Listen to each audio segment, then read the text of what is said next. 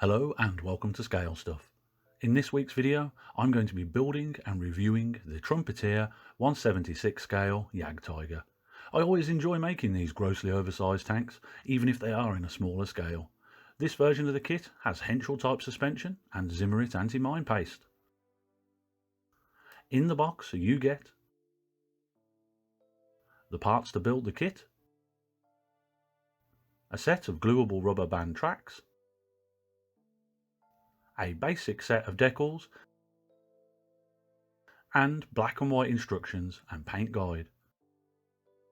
A first quick look at the sprues shows that this kit has a low parts count, so it should be a fairly fast build.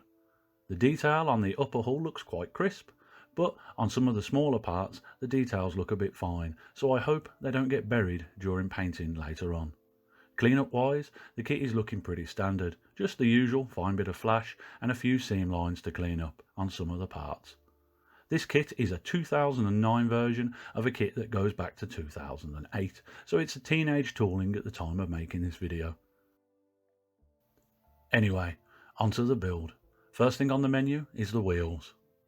As this is a German tank, there are tons of wheels to make. Off screen, I've cleaned up these parts. There was only really a little bit of flash on the axle ends. The axle end caps are a bit fiddly to add, but other than that, the wheel bits go together fairly easy. I'm going to crack on building the rest of these wheels off screen, as there's tons of them to make and not really much else to show. Wheels done, now it's time to add them to the lower hull.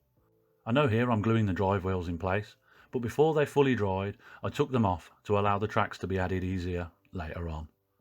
The wheels have the standard German big tank configuration with an inner and outer wheel layer. The wheels go on quite well and feel pretty solid as they go on.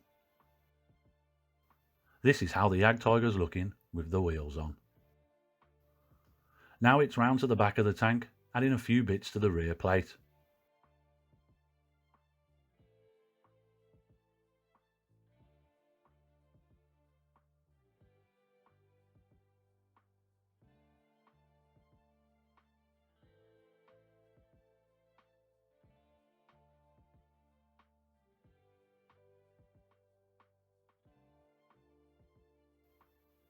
With these bits on, the rear panel drops into place. The kit's going together very well so far. Next up, the kit wants me to add the tracks to the tank.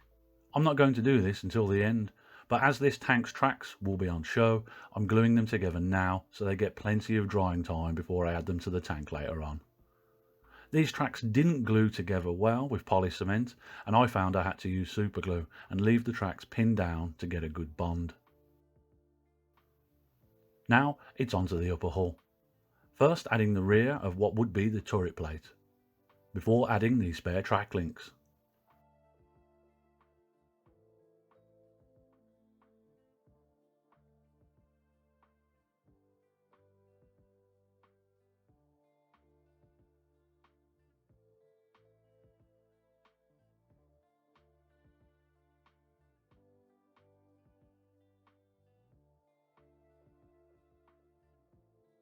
Next, it's time to add the front plate to the upper hull.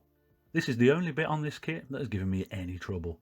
A quick dry fit showed that this will only go into place when pushed through from the inside, as the lower lip glues into the inside of the upper hull. I'm glad I spotted this, as if I'd have built the gun and then tried to add the front plate, it might not have gone in. I'm gluing this part from the inside now, just because it's easier.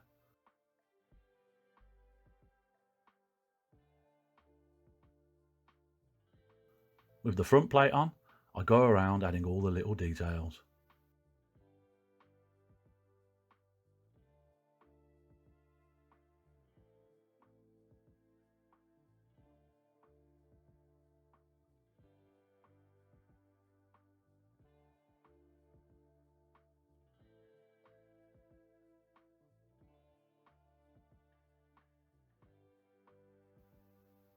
With these bits on, I'm going to leave this to dry to avoid messing up the front plate's position. Sometime later, I'm adding the monstrous gun to the tank. Daft how adding this bit really makes this model come to life. It's not a Jagdtiger without a massive gun on the front of it. Sadly, the barrel goes on in a fixed position. With that added, lastly, it's just a case of adding the upper hull to the lower hull. The fit here is pretty good, but there is a tiny bit of a gap, so I'm adding an elastic band here just to hold it in place while it dries. And with that on though, that concludes this incredibly easy build stage of this kit. Now it's on to the painting. For the base coat, I'm using TS3 dark yellow. I've not used this colour before and thought it might be nice to use a proper German yellow as a base coat rather than darkening down a lighter tone. As always, I'm spraying this up, off screen, outside, to avoid fumigating myself. This is how the tank's looking with the base coat down. Now it's on to painting the brown camo on the tank. For this I'm using Tamiya XF64 red brown. I'm trying to copy the paint plan on this model as I've not got a broad stripy green German tank in the cabinet.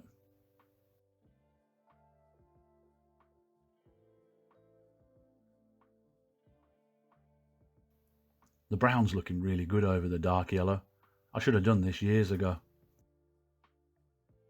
Now it's on to painting the green on the tank. For this I'm using Tamiya XF62. I know this is not a 100% match, but I like it. Again, I'm trying to copy the camo plan here. Most of it's pretty simple, but some bits get confusing as the camo plan doesn't quite match up on the front and rear armour plate. It is what it is though, and there's, no need to be 100% exact. Next it's time to paint the details. Firstly, I'm doing all the metal bits in matte black.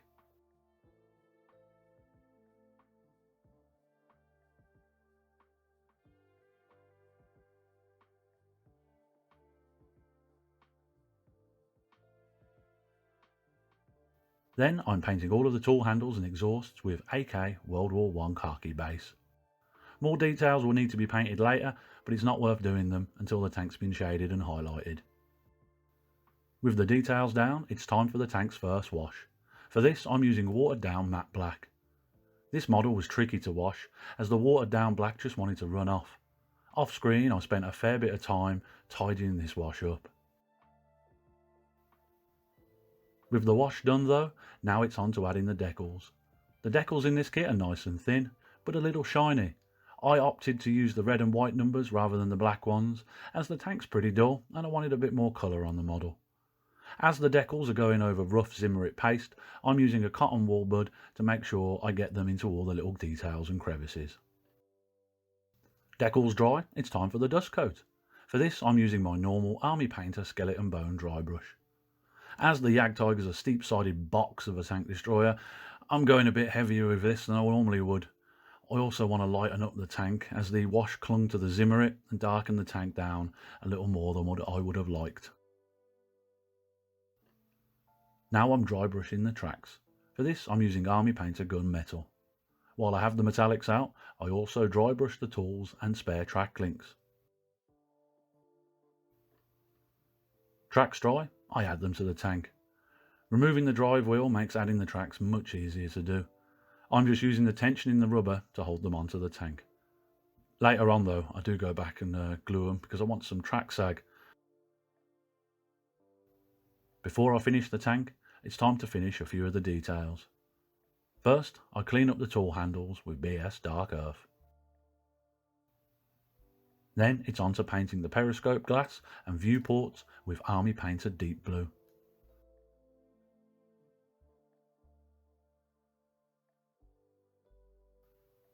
Next, I'm giving all the tools a light wash of matte black to tone back some of the metallics. While I've got this wash out, I top up a few panel lines and details on the tank, just to make these details really stand out. Lastly, I give the tank a focused hit of BS Dark Earth on and around all of the tracks, just to make it look like it's seen some mud in its life. And with that, I think I'm going to call this model done. This is the finished model. I'm quite proud of how this one's turned out. I really enjoyed making this model kit.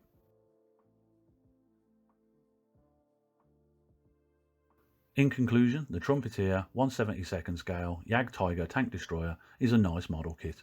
Overall, it's an easy model to build and one that I think most modelers wouldn't have any trouble making.